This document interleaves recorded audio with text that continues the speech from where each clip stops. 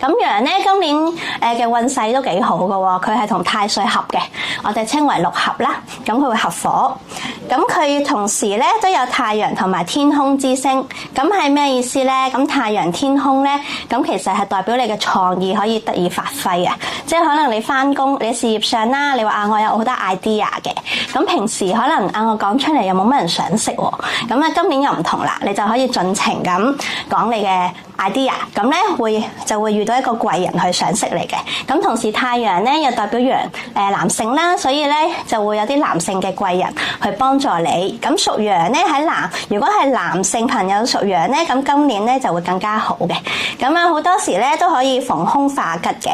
咁因為太陽就可以即係佢一出嚟，咁啲烏雲就會散走啊嘛。咁今年嘅前景都唔錯嘅，咁大家可以好好把握啦。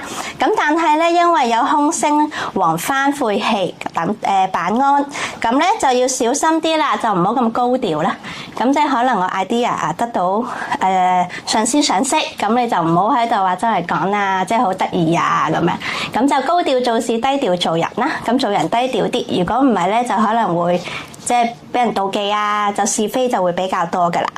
咁健康方面雖然咧就同太歲合啦，但因為合咗個火，始終2026年個火咧都比較旺嘅，咁就要小心一啲心血管疾病啦、眼睛疾病啊等等。